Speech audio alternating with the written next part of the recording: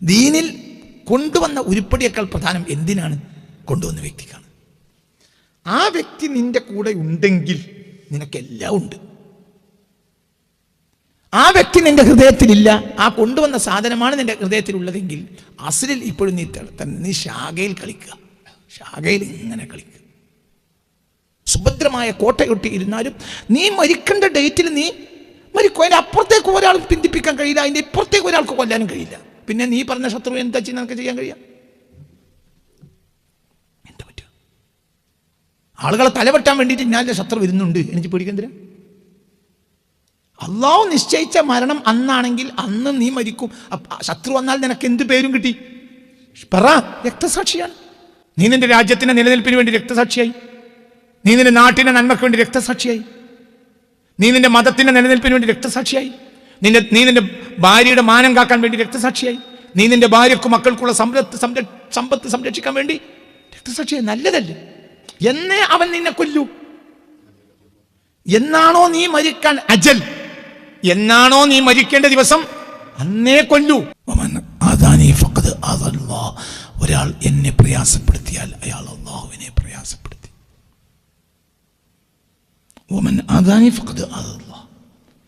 ഒരാൾ എന്നെ പ്രയാസപ്പെടുത്തിയാൽ അയാൾ അല്ലാഹുവിനെ തന്നെയാണ് പ്രയാസപ്പെടുത്തിയത്. അപ്പോൾ ഒരാൾ എന്നെ ബഹുമാനിച്ചാൽ അയാൾ ബഹുമാനിച്ചത് ആരെയാണ്? അല്ലാഹുവിനെയാണ്. അപ്പം മർമ്മം ഞാനാണ്. ഇവിടെയാണ് ശരിക്കും നമ്മൾ ചിന്തിക്കണം. ഇതാണ് അഹ്ലുസുന്നത്ത് വൽ ജമാഅ, അല്ലാതെ ഒന്നുമില്ല.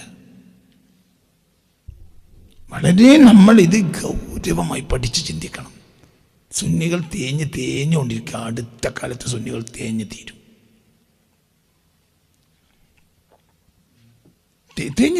സുന്നികൾ തേഞ്ഞു തീരും. സുന്നികൾ തേഞ്ഞു തീരും. വളരെ ചിന്തിക്കണം. വളരെ ചിന്തിക്കണം. സുന്നികൾ എന്ന് പറഞ്ഞാൽ ആരാണ്? സുന്നികൾ എന്നാൽ ഈ ഉരുപ്പടിയേക്കാൾ വില അത് കൊണ്ടുവന്ന ആൾക്ക് കൽപ്പിക്കുന്നവരാണ്. നിസ്കാരം എന്നത് ഫുറൂഇയാത്തിൽപ്പെട്ടതാണ്. അത് കൊണ്ടുവന്ന ആൾ ഫുറൂഇയാത്തിൽപ്പെട്ടല്ല, ഉസൂലിയാത്തിൽപ്പെട്ടതാണ്. അല്ല, മനസ്സിലായില്ല? പോസ്റ്റൽ സർവീസിൽ ഉസൂലിയാത്ത് പോസ്റ്റൽ ഉരുപ്പടിയാണ്. നല്ല ഉഷാറിലാണെങ്കിലേ പറയൂ. പോസ്റ്റൽ സർവീസിൽ ഉസൂലിയാത്ത് അടിസ്ഥാനം എന്നത് പോസ്റ്റൽ ഉരുപ്പടിയാണ്. അങ്ങ് പല ആളുകൾ കൈമാറി നമ്മളെ വീട്ടിലെത്തി. ആ കൈമാറിയവർക്കൊന്നും അവിടെ വലിയ വിലയൊന്നുമില്ല. അവർക്ക് വേണ്ട ശമ്പളം സർക്കാർ കൊടുക്കും, നമ്മളും അവർ തമ്മിൽ വലിയ ബന്ധമില്ല. അവിടെ ഉരുപ്പടിക്ക വില. ഇവിടെ അങ്ങനെയല്ല. ഇവിടെ ഉരുപ്പടിക്കല്ല വില ഉള്ളത്. ഉരുപ്പടി അപ്പം നിസ്കാരം ഒരു ഉരുപ്പടിയാണ്. അള്ളാഹുവിൽ നിന്ന് അയച്ചു കിട്ടിയ ഒരു ഉരുപ്പടിയാണ് എന്ത്? നിസ്കാരം. അത് ഉസൂലിയാത്തോ ഫുറൂഇയാത്തോ? ഫുറൂഇയാത്തോ, ശാഖാപരമായ കാര്യമാണ് നിസ്കാരം. അത് കൊണ്ടുവന്നാളോ ഉസൂലിയാത്ത അടിസ്ഥാന കാര്യമാണ്. റസൂൽ അടിസ്ഥാനവും നിസ്കാര ശാഖാപരമാണ്. അത് മനസ്സിലാക്കണം. വഹാബി മനസ്സിലാക്കിയത് നിസ്കാരം അടിസ്ഥാനവും നബി ശാഖാപരവും എന്നാണ്. അത് തെറ്റാണ്. തെറ്റെന്ന് പറഞ്ഞാൽ ഇസ്ലാം എന്നല്ല പുറത്തു തെറ്റാണ്. നിങ്ങൾക്ക് പറഞ്ഞത് മനസ്സിലായോ? ഇപ്പൊ ആ പനി ആർക്കും വന്നു? സുന്നികൾക്കും പനിച്ചു, സുന്നികൾക്കും പനി തുടങ്ങി. സുന്നികൾക്ക് പനി തുടങ്ങി. ഇപ്പം ഇലാ ഹളറത്തിൻ നബിയിൽ മുസ്തഫ എന്ന് പറഞ്ഞാലൊരു ഫാത്തിഹ ഓതുകയാണെങ്കിൽ സുന്നികളെ അങ്ങോട്ടും ഇങ്ങോട്ടും നോക്കും. ഇലാ ഹളറത്തിൽ കൂടുതൽ വേണ്ട. മൗലിയമാരോട് കമ്മിറ്റിക്കാർ ഉപദേശിക്കും, ഇലാ ഹളറത്തി വല്ലാതെ വേണ്ട, ഇലാ ഹളറത്തി കുറച്ചാണ്. ഇലാ ഹളറത്തിക്ക് വലുണ്ട്. ഇപ്പം ഇലാ ഹളറത്തി നബിയിൽ മുസ്തഫ കഴിഞ്ഞാൽ ഇലാ ഹളറത്തി സിദ്ദീഖാണ്. സിദ്ദീഖിന് വിലയുണ്ട്. എന്തുകൊണ്ട്? ഈ നിസ്കാരത്തിനേക്കാൾ വിലയുണ്ട് സിദ്ദീഖിന്. കാരണം നിസ്കാരം എന്ന ഉരുപ്പടിയെ അള്ളാഹുവിൻ്റെ റസൂൽ കൊണ്ടുവന്നു. പിന്നത് ആരാണ് സ്വീകരിച്ചത്? സിദ്ദീഖ്. പിന്നത് ഫാറൂഖ്. ഇവർ വഴിയാണ് ഈ ഉരുപ്പടി നമുക്ക് കിട്ടുന്നത്. ഉസൂലിയാത്തിൽപ്പെട്ടതാണ് ഇവരൊക്കെ. ഇവർ ശാഖാപരല്ല. സിദ്ദീഖും ഫാറൂഖും സ്വഹാബത്തും ബദരീങ്ങളൊന്നും ശാഖാപരമല്ല. അവരൊക്കെ എന്തെന്നെയാണ്? അടിസ്ഥാന കാര്യങ്ങളാണ്. മനസ്സിലായോ പറഞ്ഞത്? അതന്നെ. ഇത് ശാഖാപരമല്ല. നമ്മൾ മനസ്സിലാക്കിയത് നമ്മൾ പോസ്റ്റൽ സർവീസ് പോലെയും പത്രം കൊണ്ടുവരും പോലെയും പാൽ കൊണ്ടുവരുന്നതിനെ പോലെയും മനസ്സിലാക്കി. അതല്ല ഇവിടെ. ആ സാധനങ്ങളൊക്കെ ദീനാവുമ്പോൾ നേരെ തിരിച്ചാണ്. അവിടെ അടിസ്ഥാനം ആ ഉരുപ്പടികൾക്കാണെങ്കിൽ ഇവിടെ അടിസ്ഥാനം അത് കൊണ്ടുവന്നവർക്കാണ്. അതുകൊണ്ട് നിങ്ങൾ നിസ്കരിക്കുന്നല്ല ഖുർആൻ പറഞ്ഞു. നിസ്കരിക്കുന്നൊക്കെ പറഞ്ഞ സ്ഥലമുണ്ടെങ്കിലും പൊതുവായി മൊത്തത്തിൽ പറഞ്ഞ വാക്ക് എന്തിൽ പെട്ടു? വമാ അതാകുമുർ റസൂൽ, റസൂൽ കൊണ്ടുവന്നതെല്ലാം നിങ്ങൾ സ്വീകരിക്കണം. അപ്പോൾ നിങ്ങൾക്ക് ഏറ്റവും ബന്ധം ആരോടാണ്? റസൂലിനോട്. റസൂലിനെ ബഹുമാനിക്കേണ്ടത്, റസൂലിനാണ് വില. റസൂലിനോട് സ്നേഹമുണ്ടെങ്കിൽ എല്ലാമായി. അങ്ങനെയാണ് റസൂലിനോട് സ്നേഹം. അത് തന്നെയാണ് റസൂൽ ചെയ്തൊക്കെ ചെയ്യുക. റസൂൽ ഒരിക്കൽ ഒരു കാര്യം പറഞ്ഞതിന് ശേഷം റസൂൽ സല്ലല്ലാഹു അലൈഹി വസല്ലമ ചിരിച്ചു.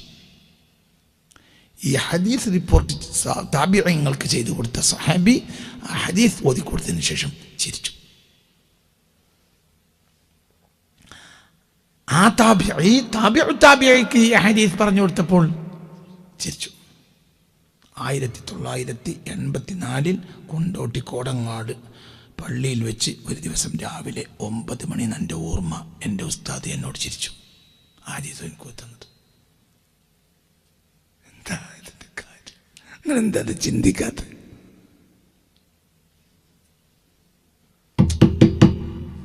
ആയിരത്തി 400 കൊല്ലം മുമ്പ് ഒരു കാര്യം നബി പറഞ്ഞു കൊടുത്തു.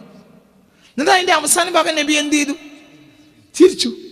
ഈ ഹദീസ് സഹാബികൾ മനസ്സിലാക്കി അടുത്ത തലമുറയാകെ താബിഈങ്ങൾക്ക് പറഞ്ഞു കൊടുത്തപ്പോൾ ചിരിച്ചു. താബിഈങ്ങൾ പിന്നീട് താബിഈങ്ങൾക്ക് പറഞ്ഞു കൊടുത്തപ്പോഴും ചിരിച്ചു. 1984 കോടങ്ങാട് പള്ളിയുടെ അകത്തെ പള്ളിയിലെ പഴയ പള്ളിയിലെ അകത്തെ പള്ളിയിൽ രാവിലെ 9 മണിക്ക് എൻ്റെ ഉസ്താദ് ഈ ഹദീസ് എനിക്ക് ഓതിത്തരുകയും ഞങ്ങളോട് ചിരിക്കുകയും ചെയ്തു. എന്താണ് ഇങ്ങനെയൊക്കെ അവിടെ വ്യാഖ്യാനിച്ചൂടെ? എന്ത് നിങ്ങളൊക്കെ ചിരിച്ചു എന്തിനാ? ഇതിപ്പോ വരുത്തിക്കൂട്ടി ചിരിയാണ്. നബി ചിരിച്ചത് ഒറിജിനലായിരിക്കും, പിന്നെ ഒരു ചിരിച്ചതൊക്കെ എന്താണ് പഠിച്ചാണ്. ഇപ്പൊ ഈ ഹദീസ് ഞാൻ നിങ്ങൾക്ക് ഓതിത്തരാണെങ്കിൽ ഞാൻ അവിടെ എന്ത് ചെയ്യണം? ചിരിക്കണം. ചിരി ഞാനവിടെ ചിരിക്കൽ വരുത്താണ്. ചിരിക്കലിനൊരു കാരണം ഉണ്ടാകുമ്പോഴാണ് സ്വാഭാവികമായി ഉണ്ടാകേണ്ടതാണ്. എന്ത്? ഇതൊരു കർമ്മമായിട്ട് ചെയ്യാണ്. ചിരി ഒരു സത്യത്തിൽ ചിരി ഒരു സ്വാഭാവിക കർമ്മമാണ്. എന്തല്ല ഒരു കരുതി കൂട്ടിണ്ടാക്കണതല്ലല്ലോ ചിരി. ഒരു സ്വാഭാവിക കർമ്മം ഒരു കർമ്മമാക്കി മാറ്റി. നബിക്കത് സ്വാഭാവിക കർമ്മമാണ്. എന്തോ ഒരു കാരണമായിരിക്കാൻ നബി അവിടെ ചിരിക്കാൻ കാരണം. പക്ഷെ പിന്നീട് 1400 കൊല്ലത്തിനിടയിൽ ഈ ഹദീസ് ലോകത്തെ പഠിപ്പിച്ച ലക്ഷോപലക്ഷങ്ങൾ അവരുടെ ശിഷ്യന്മാർക്ക് മുന്നിൽ ചിരിച്ചു. എന്തുകൊണ്ട്? നബി എന്താ ചെയ്തത്? അതൊക്കെ ചെയ്താണ് പഠിച്ചു. അപ്പൊ അവിടെ ചെയ്തതിനല്ല പ്രാധാന്യം, പിന്നെ ആർക്കാണ്? ഈ ചിരിയൊക്കെ ആക്റ്റാണ്. ആണോ? അല്ലേ? ഈ ചിരിയൊക്കെ ആക്റ്റല്ലേ? പക്ഷെ അവിടെ ആക്റ്റാണ് പ്രധാനം. കാരണം അത് ആര് ചെയ്തതാണ്? ചെയ്തതാണ്. ഒരിക്കലും ഒരു കാര്യം പറഞ്ഞിട്ട് നബി സല്ലല്ലാഹു അലൈഹി വസല്ലം തങ്ങൾ ആളുകൾക്ക് മുന്നിൽ മധുരം കൊടുത്തു.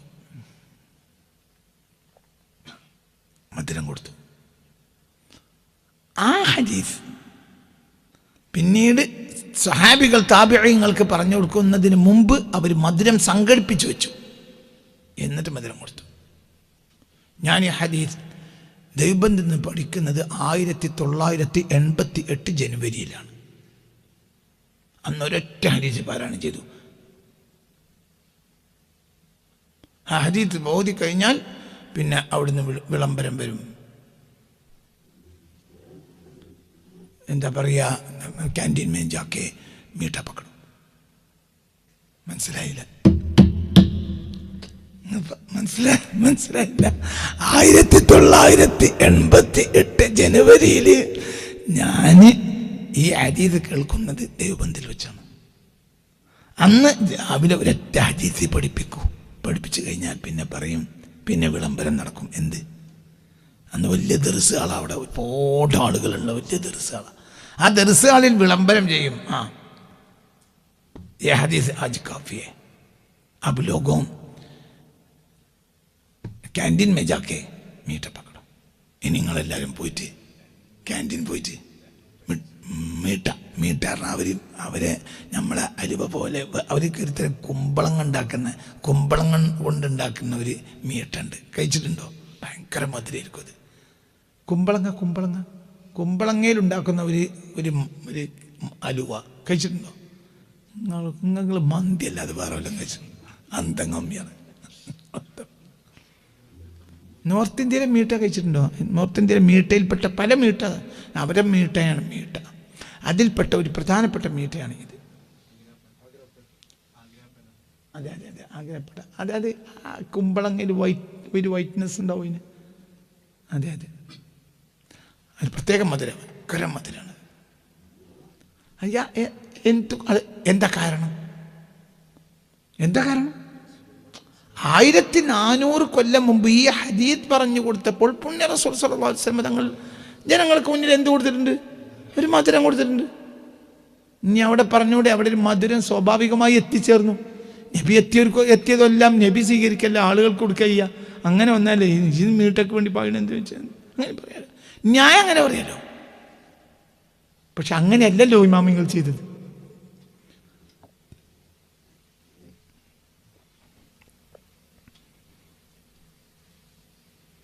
മനസ്സിലാവണം പറഞ്ഞത്? നിങ്ങൾ ചിന്തിക്ക്. ഇവിടെ വിഷയം എന്താണ്? നബി എന്ത് ചെയ്തു? മർമ്മം എന്ത് എന്നുള്ളതല്ല, ചെയ്ത വ്യക്തിക്ക് പ്രധാനം. ഉരുപ്പിടിക്കല്ല, ഇത് പോസ്റ്റൽ സർവീസ് അല്ല, ഇത് പാലല്ല, ഇത് പത്രമല്ല. ഇതാരാണ്? ദീനാണ്. ദീനിൽ കൊണ്ടുവന്ന ഉരുപ്പടിയേക്കാൾ പ്രധാനം എന്തിനാണ്? കൊണ്ടുവന്ന വ്യക്തിക്കാണ്. ആ വ്യക്തി നിന്റെ കൂടെ ഉണ്ടെങ്കിൽ നിനക്കെല്ലാം ഉണ്ട്. ആ വ്യക്തി നിന്റെ ഹൃദയത്തിലില്ല, ആ കൊണ്ടുവന്ന സാധനമാണ് നിന്റെ ഹൃദയത്തിലുള്ളതെങ്കിൽ അസ്ലിൽ ഇപ്പോഴും നീ ശാഖയിൽ കളിക്കുക, ശാഖയിൽ ഇങ്ങനെ കളിക്കുക. ദല്ലാലിക്ക് പൈസ കൊടുക്കുക എന്നുള്ളത് ശാഖാപരമായ കാര്യമാണ്. പക്ഷെ പെണ്ണ് കെട്ടുക എന്ന അസ്ലിന് അത് ആവശ്യമാണ്. മനസ്സിലായോ? ഇവനെന്ത് ചെയ്തു? പെണ്ണ് കണ്ടുറപ്പിച്ചിട്ടും ദല്ലാലിക്ക് പൊറാട്ടിയും ഇറച്ചി അങ്ങനെ വാങ്ങിക്കൊടുത്ത് അങ്ങനെ വർത്താനം പറഞ്ഞ് അങ്ങനെ നടന്നു. നിക്കാഹ് കഴിഞ്ഞിട്ടും പിന്നെയും പരിപാടി തന്നെയാണ്. എന്ത് വേറെ എന്ത്? ദല്ലാലിക്ക് പൈസ കൊടുത്ത് അങ്ങനെ അതാണ് എൻ്റെ പണി. അസിലേക്കും പോയതേ ഇല്ല. ഇതാണ് ഇന്നത്തെ നമ്മുടെ ലോകം. നമ്മുടെ അസിൽ എന്ന് പറഞ്ഞാൽ അത് പുണ്യ റസൂലാണ്. മറ്റത് എന്താണെങ്കിലും അതിനൊക്കെ ഒരു പരിഹാരമുണ്ട്. ഇതിന് പരിഹാരമില്ല. പരിഹാരമുള്ളതും പരിഹാരമില്ലാത്തതും ഉണ്ടല്ലോ. അങ്ങനെയല്ലേ? എല്ലാത്തിനും പരിഹാരമുണ്ടോ? എല്ലാത്തിനും പരിഹാരമില്ല. പരിഹാരമുള്ളതും ഹജ്ജിന് അർക്കാനുമുണ്ട്, വാജിബാത്തും ഉണ്ട്. വാജിബാത്തിന് പരിഹാരമുണ്ട്, അർക്കാനിന് പരിഹാരമില്ല. ഒരാൾ ജംറ എറിഞ്ഞിട്ടില്ലെങ്കിൽ ഫിദ്യ കൊടുത്താൽ മതിയോ? ഒരാൾ അറഫയിൽ നിന്നിട്ടില്ലെങ്കിലോ? മനസ്സിലായില്ലേ? അറഫയിൽ നിൽക്കുക എന്നാണ്. അറഫയിൽ നിന്നിട്ട് കാര്യമല്ല. ദുൽഹജ്ജ് 9 ളുഹറിന് ശേഷം ദുൽഹജ്ജ് 10 സുബഹിക്ക് മുമ്പ് നിൽക്കണം. മനസ്സിലാണ് പറഞ്ഞത്. ഈ സമയത്തിനുള്ളിൽ അറഫയിൽ നിന്നിട്ടില്ലെങ്കിൽ നീ ആടിനല്ല 100 ആനനെ അറുത്തിട്ടും കാര്യമല്ല. ഒരാൾ അറഫയിൽ നിന്നില്ല, പകരം ആനനെ കൊണ്ട് അറുത്തു. നാട്ടിലുള്ള ആനനെ പിടിച്ചൊക്കെ അറുത്തു. എന്തിനു പകരമായിട്ട് പറയടാ? എന്ത്? അറഫയിൽ നിന്നില്ല. അപ്പൊ അതുകൊണ്ട് 1,00,000 ആടിനെ അറുക്കാൻ തീരുമാനിച്ചു. ആടിനെ നാട്ടിൽ കൊടുത്തു, അതിനൊക്കെ കൂലി കിട്ടും. പക്ഷെ എന്തില്ല? അൽ ഹജ്ജു അറഫ. അതിന് പരിഹാരമില്ല. പരിഹാരമുള്ളതുമുണ്ട്, പരിഹാരം. നബിയെ കൈയൊഴിഞ്ഞാൽ ഇനി പരിഹാരം ഇല്ല. നിസ്കാരം കൈയൊഴിഞ്ഞ ഒരാൾ നിസ്കരിച്ചിട്ട് മടിയനായി. അപ്പോൾ നബി ഒരു പരിഹാരം, പഠിച്ചവനെ പുറത്തു കൊടുക്ക്. ആള് നിസ്കരിച്ചിട്ടൊന്നുമില്ല, എന്നാലും എൻ്റെ ഉമ്മത്താണ്, പുറത്തു കൊടുക്കുന്ന ആർക്ക് പറയാം? ഒരാൾ നബിയെ സ്വീകരിച്ചില്ല, നിസ്കരിച്ചു, നിസ്കാരം തിരിച്ചു പറയില്ല. എന്ത്? പഠിച്ചവനെ അയാൾ നിസ്കാരത്തിനാവുന്ന എൻ്റെ ആളാണ്, നബി ആൾ സ്വീകരിച്ചില്ല. നബി പോട്ടെ, എന്ത് ഇയാൾക്ക് പുറത്തു കൊടുക്കുന്ന ആര് പറയില്ല?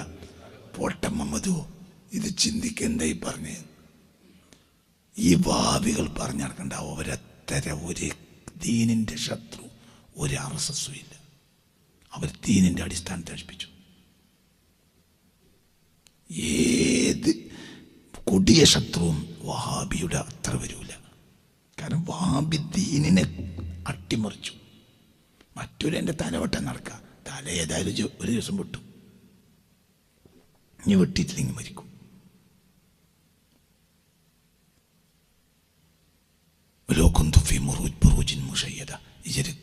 ഒരു കോട്ടയിൽ ജീവിച്ചാലും ഒരു ദിവസം നീ മരിച്ചു. ഒരു ശത്രു വന്ന് നിന്നെ കൊല്ലുക എന്നത് അത്ര വലിയ പ്രശ്നമല്ലേ? പ്രശ്നമൊക്കെ തന്നെ, പക്ഷെ പേടിക്കൊന്നും വേണ്ട. അയിനമാത്തക്കോന് യുദ്ധരിക്കുമ്പോൾ മൗത്ത്. എവിടെയാണെങ്കിലും മരിക്കേണ്ട ദിവസം നിശ്ചയിച്ച അന്ന് മരിക്കും. ഈ ലോകം മുഴുവനും നിന്നെ എന്ന് കൊല്ലാൻ തീരുമാനിച്ചു. അതിൻ്റെ അപ്പുറം ഒരു കൊടിയ ശത്രുവും ചെയ്യാനുള്ളത് എന്നെ കൊല്ലല്ലേ. അള്ളാഹു നിന്റെ മരണം ഇനി ഒരു 55 കൊല്ലം കഴിഞ്ഞിട്ടാണെങ്കിലോ എന്ത് കൊല്ലണ്? ഒരു തമ്മിൽ കൊന്നാണ് തീർക്കും. നിങ്ങൾക്ക് പറഞ്ഞത് മനസ്സിലായോ? അപ്പം നിന്റെ മരണം പറഞ്ഞ അതൊരു വിഷയം തന്നെ, കാര്യമല്ല. മരിക്കുക എന്നുള്ളത് അവിടെ വിഷയമല്ല. ഒരു കൊടിയ ശത്രു നിന്റെ തലവട്ടം നടക്കുകയാണെങ്കിൽ അള്ളാഹു നിശ്ചയിച്ചേ നടക്കുള്ളൂ.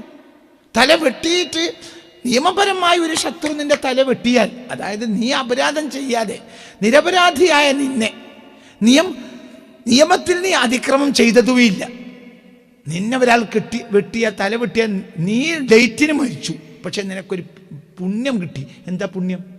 ഷഹാദത്ത്. നീ ഇപ്പം ആരാണ്? രക്തസാക്ഷിയ. മരിച്ചത് എന്നന്നെയാ? പറ അങ്ങനെ തന്നെ. മരിച്ചത് എന്നന്നെയാ? മരിക്കണ്ട ഡേറ്റിന് മരിച്ചു. അപ്പൊ ഇവിടെ ഏത് കൊടിയ ശത്രുവിനും എന്തേ ചെയ്യാൻ കഴിയുള്ളൂ? നിന്നെ കൊല്ലാൻ കഴിയും. കൊല്ലുക എന്ന് പറഞ്ഞാൽ എന്താ അതിനർത്ഥം?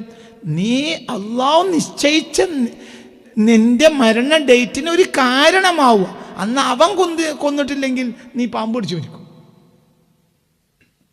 അല്ലെങ്കിൽ തെങ്ങിൻ്റെ മണ്ടേന്ന് ഒരു പട്ടങ്ങൾ വീണ് നെറുന്തല് വീണു, അങ്ങനെ മരിച്ചു. അല്ലെങ്കിൽ ഓട്ടോറിക്ഷ കുത്തി. പറഞ്ഞത് മനസ്സിലായി? ചിന്തിക്ക്. അപ്പൊ ഏത് കൊടിയ ശത്രു നിന്നെ കൊല്ലാൻ നടക്കുകയാണെങ്കിലും അയാൾക്ക് ഒന്നും ചെയ്യാൻ കഴിയില്ല. നിനക്ക് സംഭവിക്കാവുന്ന കാര്യത്തിനെതിരെ അല്ല അപ്പുറം ഒരു കാര്യം ചെയ്യാൻ ഒരു ശത്രുവിന് കഴിയില്ല.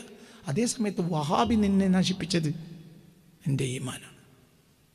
അത് നിസ്സാരല്ല. ഇതെന്താ മനസ്സിലാക്കാത്തത്? തലക്ക് മുസ്ലിമീങ്ങൾ ഒരു കാലത്തും വില കൽപ്പിച്ചിട്ടില്ല. മുസ്ലിങ്ങൾ വില കൽപ്പിച്ചത് ഹൃദയത്തിനാണ്. ഇപ്പോൾ ഹൃദയത്തിന് മുസ്ലിമീങ്ങൾ ഒരു വിലയും കൽപ്പിക്കണില്ല. വില കൽപ്പിക്കുന്നത് തലക്കാണ്. തലക്കൊരു വിലയില്ല. അത് ആവശ്യമില്ലാതെ കളയരുതെന്നേ ഉള്ളൂ. നീ ഒരു സത്യത്തിന് വേണ്ടി, അല്ലെങ്കിൽ നീ നിന്റെ മക്കൾക്ക് വേണ്ടി, അല്ലെങ്കിൽ നിന്റെ നിയമപരമായ നിന്റെ സമ്പത്തിൻ്റെ സംരക്ഷണത്തിന് വേണ്ടി, നിന്റെ ഭാര്യയ്ക്ക് വേണ്ടി, നിന്റെ കുട്ടികൾക്ക് വേണ്ടി, നിന്റെ അയൽവാസിക്ക് വേണ്ടി, നിന്റെ നാട്ടുകാർക്ക് വേണ്ടി, നിന്റെ നാട്ടിൽ ധർമ്മം നിലനിൽക്കാൻ വേണ്ടി, നിന്റെ രാജ്യത്തിന് വേണ്ടി ഒക്കെ അങ്ങനെ കൂട്ടിക്കും. നിന്റെ രാജ്യത്തിനെ ശത്രുക്കൾ ആക്രമിച്ചപ്പോൾ നിന്റെ രാജ്യത്തിൻ്റെ സുഭദ്രതയ്ക്ക് വേണ്ടി, നിന്റെ രാജ്യം നിലനിൽക്കാൻ വേണ്ടി ഒരാൾ നിന്റെ തലയെ കൊയ്താൽ നിന്റെ പേരെന്താ? ഷഹീദ്. എന്താ വർഷം? എന്നേ ശത്രു നിന്നെ കൊല്ലൂ. നീ അല്ലാഹു സുബ്ഹാനഹു വ തആല നിനക്ക് മനസ്സിലായില്ലേ? വലൻ യുഅഖിറല്ലാഹു നഫ്സൻ ഇദാ ജാഅ അജലുഹാ. അജലിന് അപ്പുറത്തേക്കും ഇപ്പുറത്തേക്കും ഒരാൾക്ക് പോകാൻ കഴിയില്ല. അതിനയാൾ കാരണക്കാരൻ മാത്രമാവുകയാണ്. ബട്ട് അതല്ല വഹാബി ചെയ്തത്. നിന്റെ ഈമാൻ നശിപ്പിക്കുക. നിരീശ്വരവാദി ചെയ്തത് നിന്റെ ഈമാൻ നശിപ്പിക്കുക. അതല്ല അവർ ചെയ്യുന്നത്. നീ നിന്റെ ശത്രുവിനെ സത്യത്തിൽ യഥാർത്ഥ ശത്രുവിനെ ഇപ്പോഴും മനസ്സിലാക്കിയിട്ടില്ല. നിന്റെ യഥാർത്ഥ ശത്രു നിന്റെ തല കൊയ്യുന്നവനല്ല, പിന്നെ നിന്റെ തീ നശിപ്പിക്കുന്നവനാണ്. കാരണം നിയമപരമായ ആ ശത്രുവിന് നിന്നെ ഒന്നും ചെയ്യാൻ കഴിയില്ല. വയും കുന്തുഫി അങ്ങനെയല്ലേ ആയത്ത്? വയും കുന്തുഫി അങ്ങനെയല്ലേ? നിസ എന്നെ ഓർമ്മ. ബക്കറെ വയും കുന്തുഫി ബുറൂജി മുഷയ്യദ അല്ലേ? എൻ്റെ ബക്കറയല്ല, അതല്ല മോനെ, അതല്ല. നിസാ വയും കുന്തുന്ന വലോ കുന്തുന്ന വലോ കുന്തും അങ്ങനത്തെ വലോ കുന്തും ഫി ബുറൂജി മുഷയ്യദ. സുഭദ്രമായ കോട്ട കെട്ടിയിരുന്നാലും അയിനമാ തകൂനു യുദ്രിക്കുമുൽ മൗതു വലൗ കുന്തും ഫീ ബുറൂജിൻ മുശയ്യദ. സുഭദ്രമായ കോട്ടയൊട്ടി ഇരുന്നാലും നീ മരിക്കേണ്ട ഡേറ്റിൽ നീ മരിക്കും. അതിൻ്റെ അപ്പുറത്തേക്ക് ഒരാൾ പിന്തിപ്പിക്കാൻ കഴിയില്ല, അതിൻ്റെ ഇപ്പുറത്തേക്ക് ഒരാൾക്ക് കൊല്ലാനും കഴിയില്ല. പിന്നെ നീ പറഞ്ഞ ശത്രു എന്താ ചെയ്യുന്ന നിനക്ക് ചെയ്യാൻ കഴിയാം? എന്താ പറ്റുക? ആളുകളെ തലവെട്ടാൻ വേണ്ടിയിട്ട് ഇന്നാലിൻ്റെ ശത്രു വരുന്നുണ്ട്, എനിക്ക് പേടിക്കാൻ തരാം. അള്ളാഹു നിശ്ചയിച്ച മരണം അന്നാണെങ്കിൽ അന്ന് നീ മരിക്കും. ശത്രു വന്നാൽ നിനക്ക് എന്ത് പേരും കിട്ടി? പറ, രക്തസാക്ഷിയാണ്. നീ നിന്റെ രാജ്യത്തിൻ്റെ നിലനിൽപ്പിന് വേണ്ടി രക്തസാക്ഷിയായി, നീ നിന്റെ നാട്ടിൻ്റെ നന്മയ്ക്ക് വേണ്ടി രക്തസാക്ഷിയായി, നീ നിന്റെ മതത്തിൻ്റെ നിലനിൽപ്പിന് വേണ്ടി രക്തസാക്ഷിയായി, നീ നിന്റെ ഭാര്യയുടെ മാനം കാക്കാൻ വേണ്ടി രക്തസാക്ഷിയായി, നീ നിന്റെ ഭാര്യക്കും മക്കൾക്കുള്ള സമ്പത്ത് സംരക്ഷിക്കാൻ വേണ്ടി രക്തസാക്ഷിയായി. നല്ലതല്ലേ? എന്നേ അവൻ നിന്നെ കൊല്ലൂ. എന്നാണോ നീ മരിക്കാൻ അജൽ, എന്നാണോ നീ മരിക്കേണ്ട ദിവസം അന്നേ കൊല്ലൂ. അപ്പോ ശരീരത്തിന്റെ ശത്രുവിന് സത്യത്തിൽ ഒന്നും ചെയ്യാൻ പേരുദോഷം വന്നു. അന്ന് നിന്നെ കൊല്ലാൻ അവൻ തീരുമാനിച്ചിട്ടുണ്ടെങ്കിൽ, അള്ളയും തീരുമാനിച്ചിട്ടുണ്ടെങ്കിൽ, അന്ന് അള്ളയും തീരുമാനിച്ചിട്ടുണ്ട്, അവനും തീരുമാനിച്ചിട്ടുണ്ട്, അവൻ തീരുമാനിച്ച ഡേറ്റ് തന്നെ അള്ളയും തീരുമാനിച്ച ഡേറ്റ് ആണ് എങ്കിൽ എങ്കിൽ എങ്കിൽ നിനക്ക് നല്ലൊരു പേരിൽ മരിക്കും. എന്താ നല്ല പേര്? ഷഹീദ്. ഈ ഓട്ടോറിക്ഷ മറിഞ്ഞ് മരിക്കും, അതിന് ഷഹീദ് എന്ന് പേരുണ്ടാവില്ല. എന്താവും? ഷഹീദ്, ഓട്ടോറിക്ഷ ഷഹീദ്, അങ്ങനെ പേരുണ്ടോ? എന്നെ മരിച്ചേ? എന്നാ കുഞ്ഞവറാൻ മരിച്ചേ? അജലെത്തിയ ദിവസം. പക്ഷേ ഓട്ടോറിക്ഷ മരിച്ചാൽ മരിച്ചേ, അതിന് ഓട്ടോറിക്ഷ ഷഹീദ് എന്ന് ഇല്ല. പാകിസ്ഥാന്റെ പട്ടാളം വന്ന് കുഞ്ഞവറാനെ കൊന്നു. എന്ത്? സ്വന്തം രാജ്യത്തിന്റെ തന്മക്ക് വേണ്ടി അവൻ അവിടെ കാത്തുന്നു, കാവൽ നിന്നു. അപ്പൊ പാകിസ്ഥാന്റെ പട്ടാളം കുഞ്ഞവറാനെ കൊന്നു. അപ്പൊ കുഞ്ഞവറാൻ എന്നാ മരിച്ചേ? അള്ളാഹ് നിശ്ചയിച്ച ഡേറ്റിന്. എൻ്റെ തലേന്ന് കൊല്ലാൻ പാകിസ്ഥാന് കഴിയൂല, പിറ്റേന്നൊക്കെ നീട്ടാനും കഴിയൂല, ഇന്ത്യക്കും കഴിയില്ല. ഞങ്ങളെ കുഞ്ഞവറാനെ ഈ അടുത്തൊന്നും ഞങ്ങൾ മരണത്തിന് വിടൂലെന്ന് ഇന്ത്യ പറഞ്ഞിട്ട് കാര്യമല്ല. കുഞ്ഞവറാനെ അള്ളാഹ് നിശ്ചയിച്ചെന്ന 4 ദിവസത്തിന് മുമ്പെങ്കിലും ഞങ്ങൾ കൊല്ലുമെന്ന് പറയാൻ ആർക്കും കഴിയൂല, പാകിസ്ഥാനും കഴിയൂല. എന്നാണോ കുഞ്ഞവറാൻ മരിക്കാൻ അള്ളാഹ് തീരുമാനിച്ചത് അന്നേ മരിക്കൂ. അപ്പൊ പാകിസ്ഥാന്റെ പട്ടാളം വന്നുകൊണ്ട് കുഞ്ഞവറാൻ എന്തുണ്ടായി? ഇന്ത്യ ഗേറ്റിൽ പേരുണ്ടായടാ. ധീര രക്തസാക്ഷി കുഞ്ഞവറാന് അഭിവാദ്യങ്ങൾ. ധീര ഓട്ടോറിക്ഷ രക്തസാക്ഷി എന്ന് പേരുണ്ടാവില്ല. അപ്പൊ ഇവിടെ ഏത് കൊടിയ ശത്രുവിനും ഒന്നും ചെയ്യാൻ കഴിയില്ല. എന്നാൽ നിന്റെ തോളിൽ കൈയിട്ട് നടക്കുന്നവനെ നിന്നെ നശിപ്പിക്കാൻ കഴിയും. അതാണ് വഹാബി. വഹാബിക്ക് നശിപ്പിക്കാൻ കഴിയും. വഹാബി നിന്നെ നശിപ്പിച്ചു. വഹാബി നിനക്ക് ഫുറൂഇയാത്ത് ഉസൂലിയാത്തായിട്ടും ഉസൂലിയാത്തിനെ ഫുറൂഇയാത്തായിട്ടും കാണിച്ചു. അതാണ് പ്രശ്നം. ഞാൻ പറഞ്ഞില്ലേ, ഒരാൾ തീരെ നിസ്കരിച്ചില്ല. ഞാൻ നിസ്കരിക്കാതൊക്കെ വേണ്ടി പറയല്ല, ഞാനും നിങ്ങൾ നിസ്കരിക്കും. അല്ലാഹു നിസ്കാരം നിലനിർത്താൻ നമ്പടുത്ത് എന്തുകൊണ്ട്? അത് റസൂല കൊണ്ടുവന്നതാണ്. ഒരാൾ നിസ്കാരത്തെ നിഷേധിച്ചൊന്നുമില്ല, പക്ഷെ മടിയനാണ്, നിസ്കരിച്ചില്ല. സപ്പോസ് മനസ്സിലായില്ല, ഫർളൻ തഖ്ദീറൻ, ഒരു പക്ഷേ, ബൈ ചാൻസ് എന്ന് പറയാണ്. ബൈ ചാൻസ് മഹ്ശറിൽ അള്ളാഹിന്റെ കോടതിയിൽ എത്തിയപ്പോൾ റസൂൽ എന്ത് പറഞ്ഞു? അല്ലാഹുവേ മാപ്പ് കൊടുക്ക്. നിസ്കാരത്തെ അയാൾ ഉപേക്ഷിച്ചു എന്നുള്ളത് തെറ്റെന്നെ, മടിയനാണ്, ഉപേക്ഷിച്ചു, തെറ്റാണ്, ശരിയല്ല, തെറ്റാണ്. എന്നാലും നീ അയാൾക്ക് മാപ്പ് കൊടുക്കുക. അയാൾ എന്നെ ഇഷ്ടപ്പെട്ട ഒരാളാണ് എന്നാർക്ക് പറയാം? നബിയെ ഇഷ്ടപ്പെട്ടാലും ഒരാൾക്ക് നിസ്കാരം ഒഴിവാക്കാലോ, ഒഴിവാക്കിക്കൂടെ? ഒരാൾ നബി ഇഷ്ടപ്പെട്ടു, ഒരാൾ മനസ്സിലാണ്ട് പറഞ്ഞത്. ഇപ്പം ഭാര്യയെ വലിയ ഇഷ്ടമാണ് ഒരാൾക്ക്, പക്ഷെ ചങ്ങായിമാരോ വർത്താനത്തിൽപ്പെട്ട മറന്നു. ഓള് പറഞ്ഞു, ഇത് ഞങ്ങൾ 9 മണിയായി.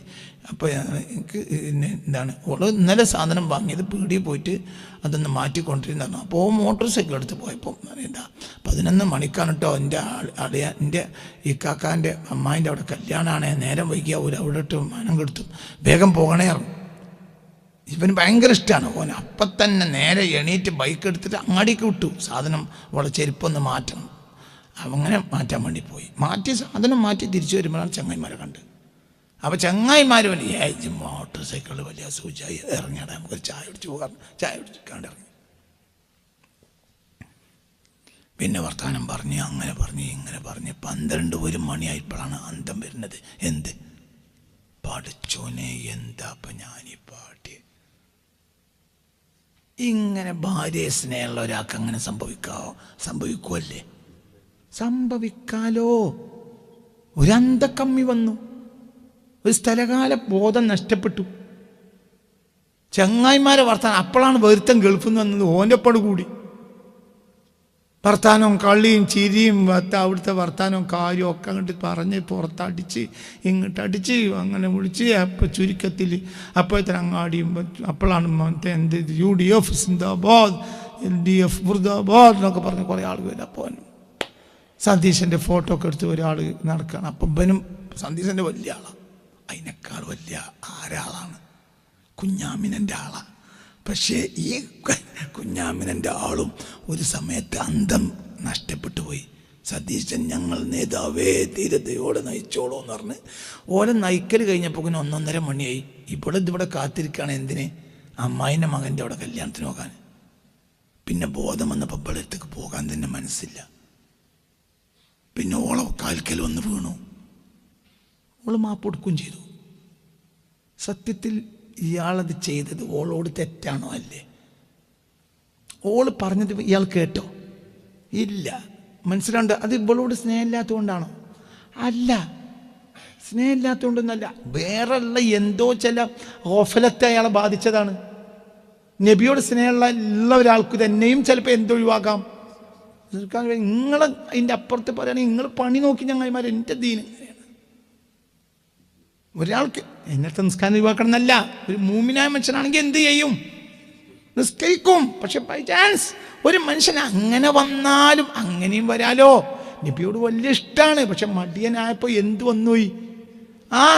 രാത്രി നേരം വൈകിട്ട് കാട്ടുന്ന ഭാര്യ അങ്ങോട്ട് മറിച്ച് ഒരു ദിവസം സുബഹിക്ക് എണീക്കൂല. എന്നാ വലിയ അള്ളാഹു റസൂലിൻ്റെ ആളാണ്, അങ്ങനെ സംഭവിക്കൂലേ? അല്ല, അങ്ങനെ സംഭവിക്കുമല്ലേ? അല്ല, സംഭവിക്കൂല നിങ്ങൾക്ക് തോന്നുകയാണെങ്കിൽ നമുക്ക് വേറെ ക്ലാസ് തുടങ്ങാം. സംഭവിക്കണമല്ലോ ഒരു ക്ലാസ്. എന്ത് അങ്ങനെ സംഭവിക്കൂലേ? സംഭവിക്കും. സുബഹി നിസ്കരിക്കൂല. സുബഹി നേരം വെളുത്തിട്ട് പിന്നെ 8 മണിക്കാണ് നിസ്കരിക്കുക. അങ്ങനെ തെറ്റാണോ? തെറ്റാണ്. പക്ഷെ തെറ്റും നല്ലൊരു ചെയ്യൂലേ? എന്ത് ചെയ്യൂലേ? ഇപ്പം നല്ലോനല്ലേ? നല്ലോനാണ്. ബോധമാണ് വന്ന അപ്പ കാര്യം. പഠിച്ചോനെ സുബഹി പോയല്ലോ, അന്ന് മുഴുവൻ കാര്യം. പഠിച്ചോനെ ഞാൻ എടുക്കില്ല, എൻ്റെ സുബഹി പോയിട്ടുണ്ട്. പക്ഷെ സുബഹി പോയി എന്നതും സത്യമാണ്. അതിൽ ഭയങ്കര വേദനയുണ്ട്. ഇത് തെറ്റല്ലേ ചെയ്തത്? ഇയാൾക്ക് നബിയെ സ്നേഹമില്ലേ? ഒരേ സുബഹി മര്യാദയ്ക്ക് അയാൾ നിസ്കരിക്കൂല. അയാൾക്ക് നബിയെ സ്നേഹം ഉണ്ടോ അല്ലേ? നബിയെ സ്നേഹമുള്ള വ്യക്തിക്കും ഇങ്ങനെ സംഭവിക്കൂലേ? പറഞ്ഞിട്ട് സംഭവിക്കൂലേ? പിന്നെ നിങ്ങൾ എന്തായി പറയണത്?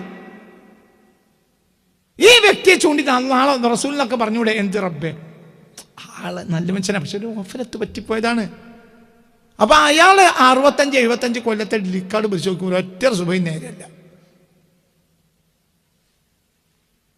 മലക്കുകൾ ഇയാളൊക്കെ ഉരുട്ടിയിട്ട് അങ്ങനെ ഒരൊറ്റ തള്ളിൽ നരകത്ത് കയറിയാൻ വേണ്ടി നിൽക്കുകയാണ്. മലക്കൊക്കെ അത് ചെയ്യാം, നബിക്കത് ചെയ്യാൻ പറ്റും. റഹ്മത്തുൽ ആലമീനല്ലേ? നബിയോട് എന്താ പറയാ? നരകത്ത് 2 ചവിട്ടിട്ടു. മലക്കുകളെ ഞങ്ങൾ കൊണ്ട് 2 ചവിട്ട് കൊടുക്കും. ഈ ബനക്ക് പോലത്തെ ചവിട്ടാണ് വേണ്ടത്. അങ്ങനെയാണോ നബിയോട് പറയാ? നബി എന്താ പറയാ? പഠിച്ചോനെ അയാൾക്ക് നീ പുറത്തു കൊടുക്ക. തിരിച്ചു പറയോ? ഒരാൾ നബിൻ്റെ കാര്യം ശ്രദ്ധിച്ചിട്ടില്ല. നിസ്കാരം ഭയങ്കര വൃത്തിയാണ്. അപ്പം നബിയെ സ്നേഹിക്കുന്ന ലിസ്റ്റിൽ അയാളില്ല. ആ ലിസ്റ്റിൽ ഇയാളില്ല. നബിൻ്റെ കാര്യത്തിൽ എന്തിന്? പിന്നെ അപ്പുറത്തെ നിരീശ്വരവാദി അങ്ങാടി ചീത്ത അറിയായിരുന്നു. അവൻ കേട്ടോ നിന്ന് കുറേ കളകളെന്ന് വിളിച്ചു. കുറേ വഹാബികൾ റസൂലുള്ളാഹിനെ നിസാരപ്പെടുത്തുകയാണ്. അപ്പോൾ അവൻ കേട്ട് വിളിച്ചു. അപ്പം എല്ലാവരോടും വിളിക്കണ ഒരു ഇളിയനാണ് ഇവൻ.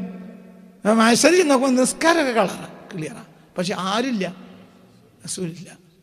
എന്നാൽ നിസ്കാരം വന്ന് അള്ളാഹിനോട് പറയുമോ? അല്ലാഹ് നബി പോട്ടെ, എന്ത് ഞാൻ നിസ്കാരമാണ്, ഞാൻ പോൻ്റെ ആളാണ്. അങ്ങനെ നിസ്കാരത്തിന് അങ്ങനെ ശഫാഅത്തുണ്ടോ? ഇവിടെ ശഫാഅത്ത് ആർക്കേ ഉള്ളൂ? റസൂലിനെ ആരൊഴിവാക്കി അവൻ്റെ കഥ കഴിഞ്ഞില്ല. ഓൻ എന്തുണ്ടായിട്ട് എന്താ കാര്യം? കാരണം റസൂൽ നിസ്കാരം ഫുറൂഇയാത്തും റസൂൽ ഉസൂലിയാത്തുമാണ്. ഇതാണ് ബോധം.